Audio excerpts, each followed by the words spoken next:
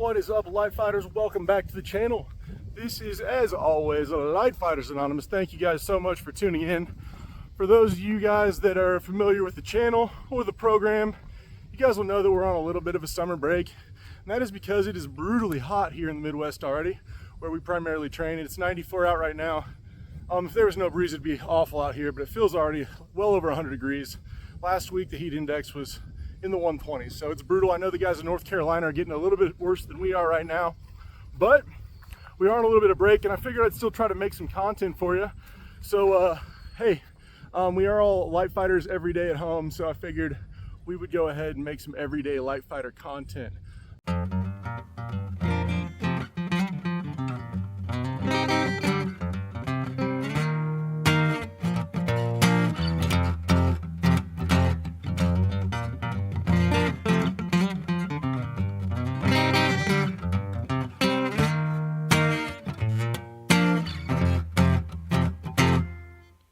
So guys, behind me here is my backyard pond here. We've been working on creating this pond, beautifying it, digging it out, getting all the weeds and the nasty critters out of here for about 2 years now. Over the last year, it's been filling up, and just very recently, we were able to build that dock. I'm pretty excited about the dock. It's just a little guy. But, oh, we also have a snapping turtle in here I need to get rid of, but that's for a later video. Guys, a few years ago, we wanted to get this pond dug out and cleaned because water is a very important resource, and while we do have a little bit of land out here, having some access to water, we are on, you know, city water, or on the well, or the city well, city line. Not the city line, but it's like a commune or something like that. I don't know. We pay for water and it comes in a pipe. So things can get rough, and obviously water security, having water is the first step. And by the way, that's about a 1/4 acre pond. I've been told it'll hold about 250 to 500,000 gallons of water when it's completely full. But that is fresh water, great for the crops, the land, the dogs. They can all use it. You can even wash in it a little bit. But we cannot drink it right out of that pond. It will make you very sick. And that is where a water filter comes in. So check this out. All right, guys, welcome. I don't normally show you all how the sausage is made, but welcome to the Lightfighters employees only section in the back of my war room. It's my garage. But back here, it's just mostly dry storage and some real preparations. We've got the deep freeze, the fridge, some dry storage, a bunch of gear. But that's not why I've assembled you all here today. The reason I've assembled you is obviously right over my shoulder where I've got the camera framed. It is this big old water filtration system that would make the boys at Canna Provisions blush just a little bit. And I'm going to talk you guys through this today. This is a pretty substantial system. It makes very, very clean water, and you do not need a system anything like this. However, at one point, I did professionally use a purified water system to clean windows for houses, and I have all the leftover equipment. All I had to do was kind of refresh my filters and mount it all to my wall at my house. So in combination with a good solid water pump and about 200 feet of garden hose, that will turn my pond in the backyard into a freshwater system. So let me go ahead and talk you through the system as best I can. Now, I am no water filtration expert, but I have done this shit a little bit, and I put the system together once or twice before, and I'm going to talk you through it. So what this is behind me is it's called a 4-stage filtration system, and it's called 4 stages because the 4 stages have names. You'll notice that I actually have 1, 2, 3, 4, 5 different filters, and believe it or not, there's some other filters in the system still we'll talk about. But a 4-stage filtration system is basically sediment, which is going to be right here. Then you've got carbon, which is these two. And then this is a little bit more of a laboratory system, which you definitely don't need after this. But this is RO, reverse osmosis. This is an RO pressure tank. And then that feeds into de-ionization tank, or DI tank right here, which is the very big one. So again, this system's set up to flow a couple gallons per minute in order to provide enough clean water for cleaning houses, cleaning cars, stuff like that. But it really kind of relies on what you feed it. So this system can be fed by either garden hose or from a powered supply pump from my pond. But the inlet is right here, just regular old, some Flexzilla garden hose. And like I said, this actually does have another filter in here, just a little wire mesh filter. Runs in this Flexzilla. It's right inside there. And that basically is like a bug filter or a large debris filter, because if I am pumping off municipal water supply or out of my pond, we might catch some bugs or some large debris, and I don't need to clog up my sediment filter. So through this garden supply hose, 3/4 inch, whatever you want to call it, it runs in, and the first stage of filtration is going to be this sediment filter right here. Obviously all my filter tubs are completely empty at this point. I've got brand new filters we're about to install. This is the sediment filter that's going to be going in there. Real simple, just drop it in, screw it on. This is a 5-micron filter. So you guys can all go look up the sizes of all the things that'll make you sick. But 5 microns is typically not small enough to take out everything that's going to make you sick, but it's going to take out most of it right there, right out of the get-go. So through your sediment filter, 5 microns, water passes through, and then it goes into your carbon filters. So your sediment filters are really typically getting out those large bodies, protozoa, cryptosporidium, some a little too small. But all those large bodies and stuff are going to be filtered out through here. When you get into your carbon filters, that's when you're starting to filter out your chemicals. Stuff like heavy metals, chlorine, fluoride, all that stuff they put in the water. All that industrial fertilizers, everything that's in around here, that'll get filtered out through your carbon filters. To get the water a living cleaner for that, after it runs through these 2 stages, 3 filters, it will then pump in this long loop up into my reverse osmosis pressure tank. These RO tanks are a little weird. They do require some pressure feeding and a little bit of knowledge that I don't even know. But what I do know is you got 2 outlets on an RO tank. You got your product water, which is your clean water, which is what we're going to be drinking later on. And then we've got a wastewater, because everything that doesn't pass through this membrane, it's an actual physically small membrane. The water passes through, other things like salt cannot. But everything that can't pass through gets stuck in here, and then it needs something to wash it through. So your wastewater valve is then kind of adjusted and tapered off to give you proper pressures in your product water and your backfeed pressure. Some water nerd can tell you more about this. And then finally, gives you some product water that will feed into a DI tank. Now obviously, to keep your DI beds, this resin is de-ionizing, and it pulls all sorts of shit out of the water, anything that's very, very small, and this gets the water to about as clean as water can get. Close to less than 10 to 0 parts per million. And we measure that with a TDS filter. But this DI filter will get it very close to that, and it'll get almost absolutely pure water out of this DI filter. If you start getting a little bit more, obviously the DI resin will need to get changed and filtered out.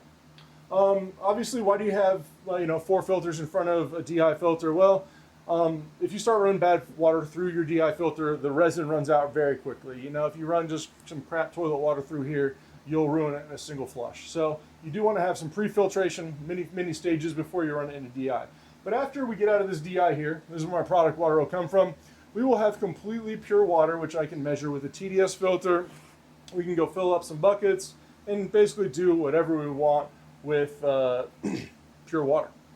So guys, this is my big Homestead water filtration system. This is way overkill for normal people. Honestly, if you guys bought a little system like this, a little 3-pack, and then kept these filters in it, you guys could be in for less than a couple $100. And this is a fantastic filtration system. Adding the reverse osmosis and the de-ionization is totally unnecessary for most practices. However, I'm a nerd, and I also had this equipment from an old business. So I was like, you know what, let's mount it at the wall, play with it a little bit, and nerd out about it. Right now I have all these fixtures dry fit. I haven't actually ran any water through this filter. So what I'm going to go ahead and do is I'm going to get the Teflon tape out, start taping up these joints, and then we're going to slam in the filters, and we're going to run some water through it and see how it goes. All right, guys, it is the very next day, and full disclosure, it has taken me most of this morning and into this afternoon now, just installing these filters, Teflon taping up all these joints, firing the system up with some water, and then watching it kind of leak all over the place. So I've had multiple gallons of water spill on my floor this morning, and I've kind of cleaned that up. And then I've plumbed, unplumbed, retightened this system multiple times, and I think I have all the leaks out of it, and I'm pretty sure we are ready to make some water. So I'm gonna go ahead and be firing this up here in just a second. You can see that the filters, well, you can see right here, this filter is full of water, if you can tell. There's some bubbles in there. But the filters are already charged. This pressure vessel doesn't have any pressure behind it right now, but as we fire it up, it will build some pressure. You're also going to notice you'll hear some water start to run as I turn this on. We've got our wastewater bucket set up right here, so I've just got a little bucket that's set up to collect our waste runoff water. on this side. And I don't have a storage bucket either, but we're gonna be catching our clean, pure water in this bucket over here. And then here I've got a TDS meter to show you how it goes. So let's go ahead and fire this up. Hopefully, make sure this is tucked in the bucket here. So it stays in. Stay in there. All right, so we're gonna fire this up and we're gonna start making some pure water.